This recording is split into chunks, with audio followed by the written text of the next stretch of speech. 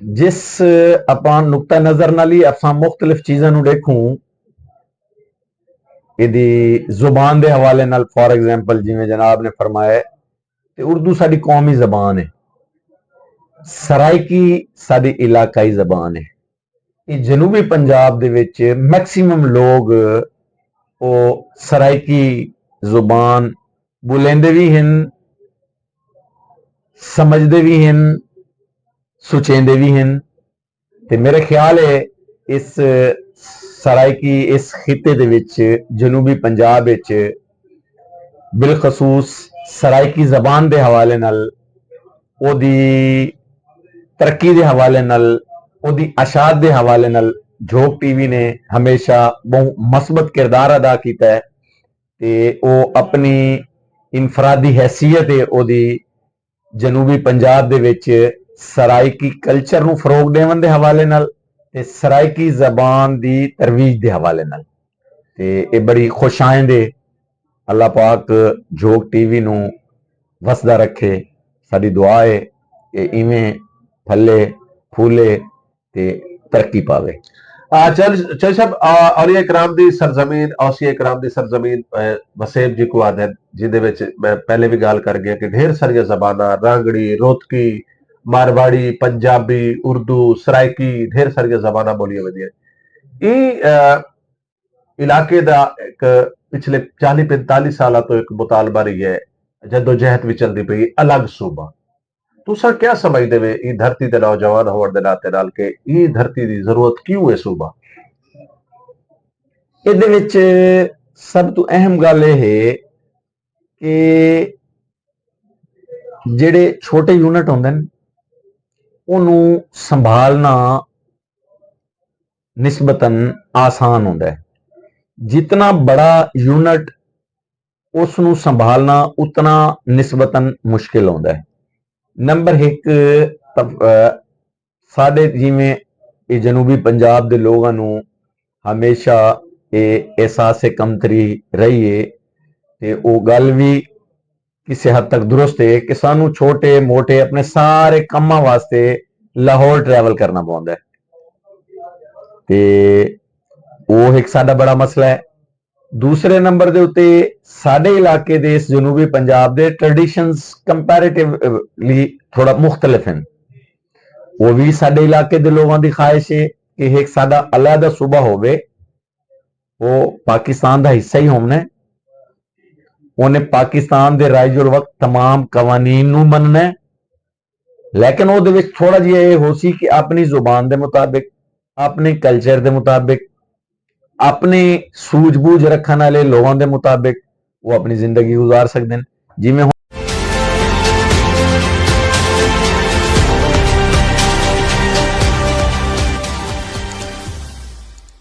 पाकिस्तान दे सरकारी इदारे जिहड़े कि प्राइवेट थी बनवे दे पे जिवें कि पिछले दिन दे विच मुल्तान दे भी एहतजाज थी वापटा दे हवाले नाल दीगर भी साकू सुनन को मिलता पई है कि काफी सारे इदारे जिहड़े सरकारी प्राइवेट थी दे पे बतौर कानूनदान क्या समझदे वे कि इदारे प्राइवेट थीवण दे नाल पाकिस्तान को या पाकिस्तानी आवाम को फायदा या नुकसान है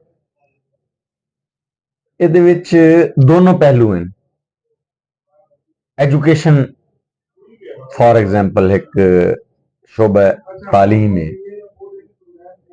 असां चूंकि एक एहसास कमतरी दा शिकार कौम है दूर दराज देहातां दे विच भी एक गल मुशाहिदे दी है कि लोग अपने बच्चे नूं सरकारी स्कूल पढ़ावना वो अपनी तोहीन समझेंदे ने आल दो कि मैं बहुत दर्जनों ऐसे स्कूल जानना जिथे प्राइवेट जेड़े देहातां दे विच प्राइवेट स्कूल बने हुए उत्थे टीचर्स मैट्रिक पास हैं गवर्नमेंट दे इदारियां दे विच टीचर्स कम अज कम BA हैं हुण वो लोग चूंकि एहसास कमतरी के शिकार हैं वो समझते हैं भी गवर्नमेंट के इदारे दे विच जिहड़ा बच्चा वैसी खुदा ना खास्ता वो किसी गरीब यतीम मस्कीन दा वैसी ये एक कॉन्सैप्ट मौजूद है साडे मुआशरे दे विच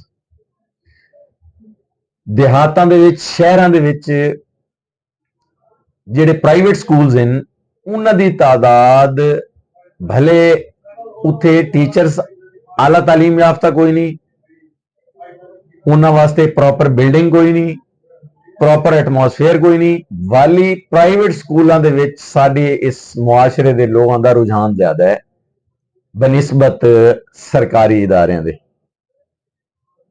हुण गवर्नमेंट ने बहुत सारे स्कूल पहले पैफ के हवाले कीते हैं, हुण भी कोई सेम ऐसी एक्टिविटी है। ये बुनियादी वजह ये नौबत क्यों पेश आई है, गवर्नमेंट ने एक क्राइटेरिया बनाया हुआ है कि फॉर एग्जाम्पल हुण पिछले दिनों के विच हुण एक स्कूल दे विच 100 भी स्ट्रेंथ कोई नहीं,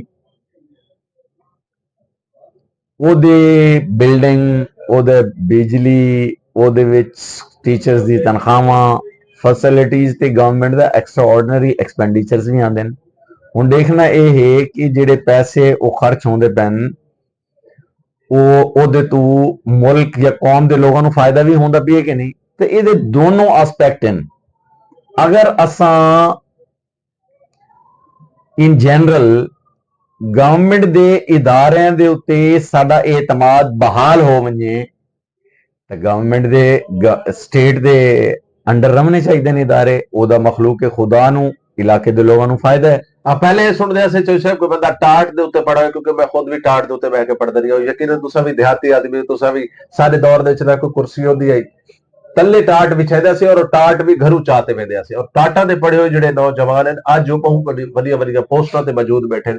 उहे स्कूल अज मतलब साडी उहनां स्कूलां ते जिवें जनाब ने आख्या बड़ी खूबसूरत गल कीती है कि अज कोई भी बंदा सरकारी स्कूल दे अपने बाल को पढ़ावणे नहीं चाहता। पता नहीं उहदी वजह क्या है। पहले जिहड़े स्कूल हैं साडे वक्त च टाट होंदे हैं, पहले स्कूल कच्चे हैं, पढ़ावन वाले अपने आप नू अंबिया दे वारिस समझ के मखलूक खुदा दे बच्चों दे अंदर इलम दी शमा रोशन करेंदे हैं। उन्हां दा मकसद तनख्वाह दा हसूल कोई नहीं, वो अपना कल्बी ज़हनी ते अपनी रूह नू तस्कीन पहुंचाते हैं, बालां नू इलम दी शमा रोशन करके बालां दे अंदर। बदकिस्मती नाल वक्त तब्दील थिया, चीज़ां कमर्शलाइज हो गई। सरकारी इदारियां दे सरकारी स्कूलों दे नाल कनैक्टेड लोग पहली तारीख नू स्कूल कॉलेज इस नुकता नजर नाल वंजन शुरू थी गए बई इस तो बाद 30 तारीख भी आसी वल सानू तनख्वाह मिल सी। जिसले इहो जी सोच कार फरमा हो सी तो वल्ला महाला गवर्नमेंट दे इदारियां दा पुरसाने हाल ही कोई नहीं होना। वल प्राइवेट इदारे बेहतरी सन कि उन्हां दे अंदर थोड़ी ये चीज़ां कंपेयर निस्बतन कम है, ये सोच कम है। एक प्राइवेट टीचर नू एक प्राइवेट स्कूल दे किसी भी हिस्सा कोई भी किसी शोबे का हिस्सा है कोई बंदा तो उन्होंने पता मैं डिलीवर करे सा तो अर्न करे सा, अगर डिलीवर ना करे सा तो कोई अर्निंग नहीं होनी, मेरी छुट्टी हो वनी। सरकारी स्कूलों के या इदारे जो बंदा एक दफा लग गए वो आदा है भी सारे दे नंबर आवन 100% तो मैनू तनख्वाह वो मिलनी है, जे सारे फेल थी वंजन मैनू तनख्वाह वो मिलनी है। इस कॉन्सैप्ट की वजह तो सरकारी इदारियां दे विच नुकसान है। सेम सुनैरियो मैपको के हवाले नाल जनाब ने सवाल किया है, सेम सुनैरियो देखो ये पहले टेलीफोन इदारा हाई लोग PTCL ते हैं, उहदी जगह प्राइवेट कंपनियां ने लै ली। बिल्कुल उन्होंने लोगों को फैसिलिटेट किया है, लोगों ने उन्होंने पे किया है। जो फैसिलिटेट करेंदा है लोगों को पे करने वास्ते तैयार हैं, लेकिन ये जेड़े फैक्टर मैं पहले जनाब नू एजुकेशन के हवाले नाल दसे ये सारे फैक्टर गवर्नमेंट के सारे इदारियां दे विच इन्हां दा वजूद है। यानी जनाब के आखण का यह भी मतलब है कि सरकारी इदारे दे जिहड़े लोग बैठे हैं एक तो उन्हां को असा खुले अल्फाज च आखो कि कम चोरी वाला चक्कर भी है ते दयानतदारी भी कह रही। अगर वो इदारा प्राइवेट असी लोग पता है कि प्राइवेट से तनख्वाह मिलनी है, लोगों को सहूलत भी मिल सन, लोगों के काम भी थी सर और इदारा भी जिहड़ा इदारा अच्छे तरीके से काम भी कर सकती। हजूर साडी जिहड़ी इज्तमाई सोच है इहदे विच दर्द दा फुकदान है। सानू अल्लाह करे कि सानू सारियां नू मखलूक दा दर्द अल्लाह पाक अपने दिल च दे देवे कि असां हर काम मखलूक के खुदा दी खिदमत वास्ते करन वाले बन वञूं। ते रिज़क तां नसीब है, ये अल्लाह ने पक्षियां नू भी देंदा है, चरिंद परिंद नू भी देंदा है। जिथे इंसान कोई नहीं उत्थे भी जानदार रिज़क तां खांदे न। वो खुदा ना खास्ता मेरे तुहाडे या किसी दे मरहूम ने मिन्नत तां कोई नहीं, बदकिस्मती नाल असां इस दौर च वड़ गए। ये अल्लाह दा वादा ही असां आदे हैं भी मैं खुद करना है। सानू नौजु बिल्ला अल्लाह दे उस वादे दे उत्ते यकीन ही कोई नहीं। ते ओ इकबाल ने आख्या ही भी मैं इदी इस्लाम दी तशरीह करा तां उन्हें ये शेर आख्या ही कि दर्द दिल के वास्ते पैदा किया इंसान को, दर्द दिल के वास्ते पैदा किया इंसान को, वरना अतात के लिए कुछ कम न थे करो बयां। असा कोई भी काम करन तो पहले ये वेख लो कि यार मखलूक खुदा दा इहदे विच फायदा है या नुकसान है।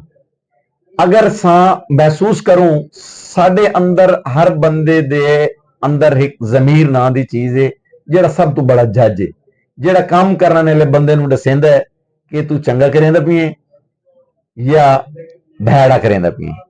अगर असा साडा जमीर सानू आखे भी ये काम तू चंगा करेंदा पिए वो कर लाना चाहिए। जेड़े काम दे उत्ते साडा जमीर सानू झंझोड़े ते वो आखे भी ये भैड़ा करेंदा पिए ते सानू मिनहैसुल कौम उस काम तू रोक वंजना चाहिए। ते वल वेखो इस्लाहे अहवाल वालो वक्त हो सी कि लोग वंडन वाले हो सन, लवन वाला कोई ना हो सी।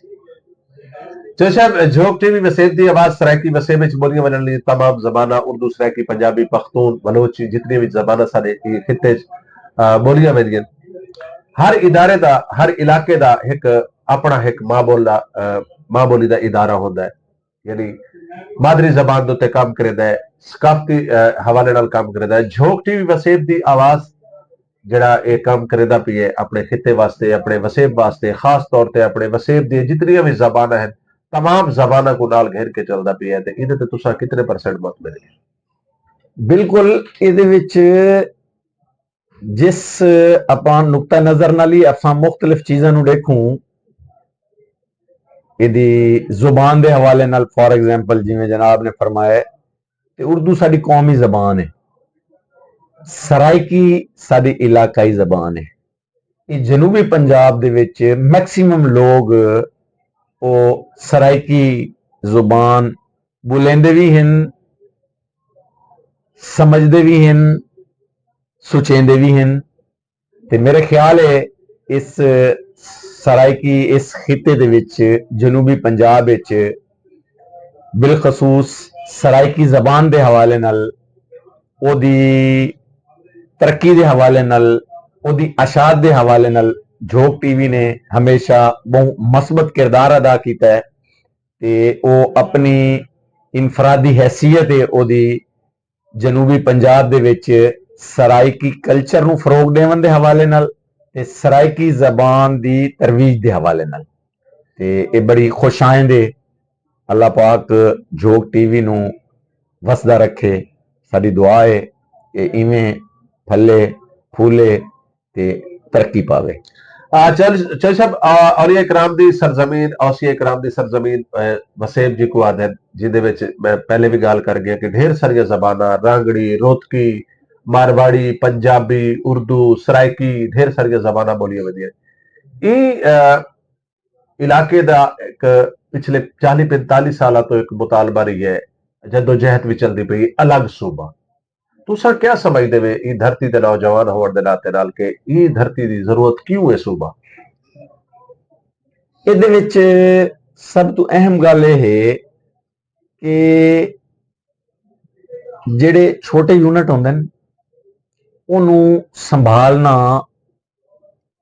निस्बतन आसान होंदा है। जितना बड़ा यूनिट उसनों संभालना उतना निस्बतन मुश्किल होंदा है। नंबर एक साडे जिवें जनूबी पंजाब दे लोगां नूं ਹਮੇਸ਼ਾ ਇਹ ਅਹਿਸਾਸ ਕਮਤਰੀ ਰਹੀ ਹੈ ਤੇ ਉਹ ਗੱਲ ਵੀ ਕਿਸੇ ਹੱਦ ਤੱਕ ਦੁਰਸਤ ਹੈ ਕਿ ਸਾਨੂੰ ਛੋਟੇ ਮੋਟੇ ਆਪਣੇ ਸਾਰੇ ਕੰਮਾਂ ਵਾਸਤੇ ਲਾਹੌਰ ਟਰੈਵਲ ਕਰਨਾ ਪੈਂਦਾ ਹੈ ਤੇ ਉਹ ਇੱਕ ਸਾਡਾ ਬੜਾ ਮਸਲਾ ਹੈ। ਦੂਸਰੇ ਨੰਬਰ ਦੇ ਉੱਤੇ ਸਾਡੇ ਇਲਾਕੇ ਦੇ ਇਸ ਜਨੂਬੀ ਪੰਜਾਬ ਦੇ ਟ੍ਰੈਡੀਸ਼ਨਸ ਕੰਪੈਰੀਟਿਵਲੀ ਥੋੜਾ ਮੁxtਲਫ ਹਨ। ਉਹ ਵੀ ਸਾਡੇ ਇਲਾਕੇ ਦੇ ਲੋਕਾਂ ਦੀ ਖਾਹਿਸ਼ ਹੈ ਕਿ ਇੱਕ ਸਾਡਾ ਅਲੱਗਾ ਸੂਬਾ ਹੋਵੇ, ਉਹ ਪਾਕਿਸਤਾਨ ਦਾ ਹਿੱਸਾ ਹੀ ਹੋਣਾ, ਉਹਨੇ ਪਾਕਿਸਤਾਨ ਦੇ ਰਾਈਜੁਲ ਵਕਤ तमाम ਕਵਾਨੀਨ ਨੂੰ ਮੰਨਣਾ, ਲੇਕਿਨ ਉਹਦੇ ਵਿੱਚ ਥੋੜਾ ਜਿਹਾ ਇਹ ਹੋ ਸੀ ਕਿ ਆਪਣੀ ਜ਼ੁਬਾਨ ਦੇ ਮੁਤਾबिक, ਆਪਣੇ ਕਲਚਰ ਦੇ ਮੁਤਾबिक, अपनी सूझबूझ रखने वाले लोगों के मुताबिक वो अपनी जिंदगी गुजार सकते हैं। जिमें हुण लाहौर लोग हैं, अक्सरीयत मेरे ख्याल है साडे जनूबी पंजाब के बहुत कम लोग हो सन जेड़े बड़े ब्यूरोक्रेसी दे विच हो सन, जेड़े बड़े हकूमती अहदियां ते हो सन।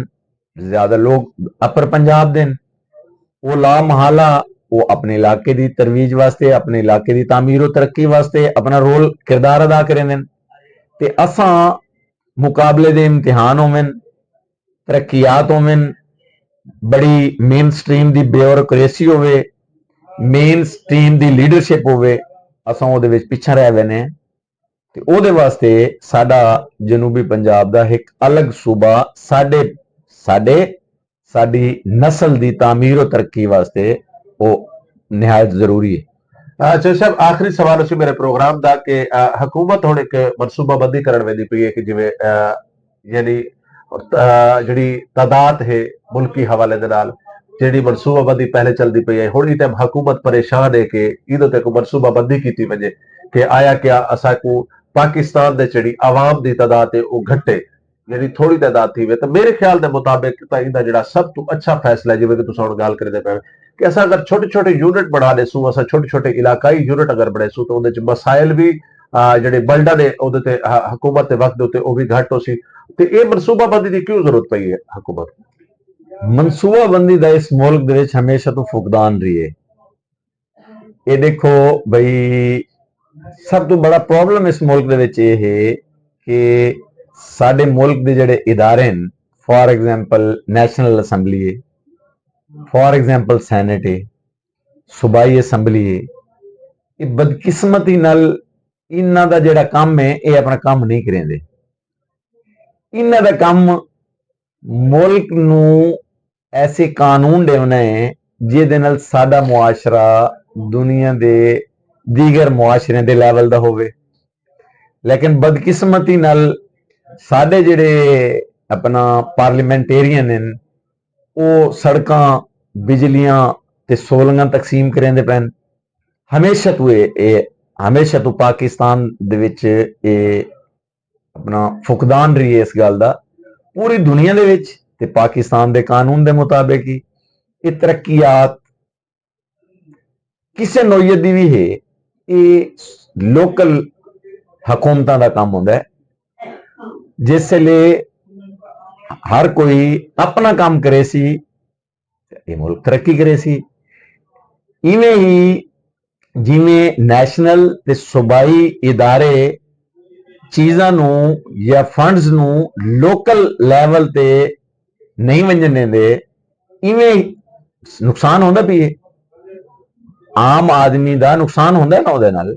आम आदमी दे मसाइल ता एड्रैस करेंदा है या उन्होंने हल करेंदा है एक काउंसलर, एक यूनियन काउंसिल का चेयरमैन। हर आदमी की MNA या MPA तक रसाई भी नहीं होंगी।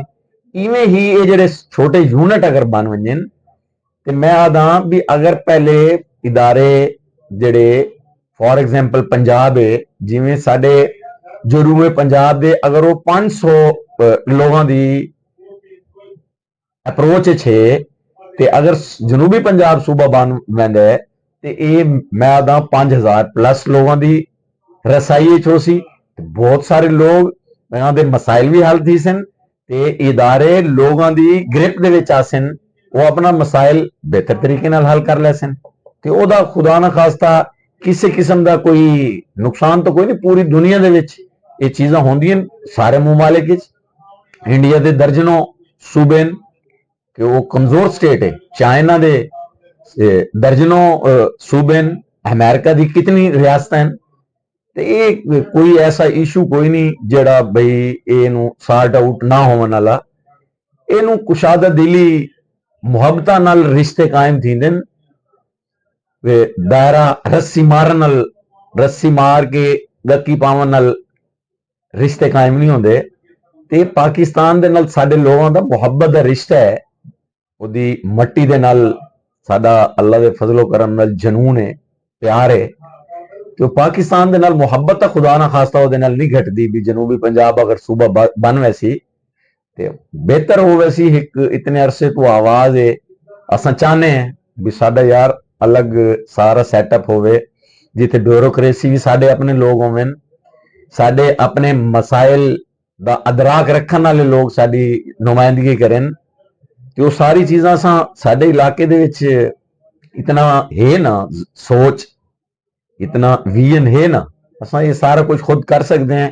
खुदा ना खास्ता इवें तो कोई नहीं ना बई साडे इलाके दे लोग अपना मसाइल हल करन दा अदराक नहीं रखते या कोई भी किसी किस्म दी इस दे विच। मैं समझदा कि ये जितना जल्दी मुमकिन हो सके इनू हो वजना चाहिए हुण, बजाए दे कि नफरत दी कोई लहर पैदा होवे ते ओ साडे मुहब्बतां नू कमजोर करे। ते एक जेन्युइन इशू है तेन हल हो वजना चाहिए।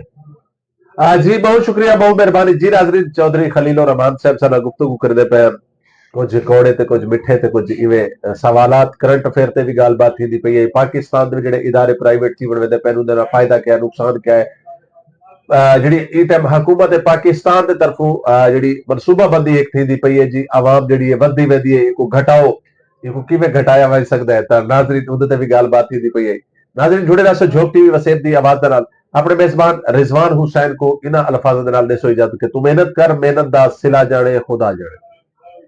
तू मेहनत कर, मेहनत दा सिला जाने खुदा जाने। तू डीवा बाल के रख जा, हवा जाने खुदा जाने। अल्लाह हाफिज, अल्लाह निगहबान। बहुत शुक्रिया।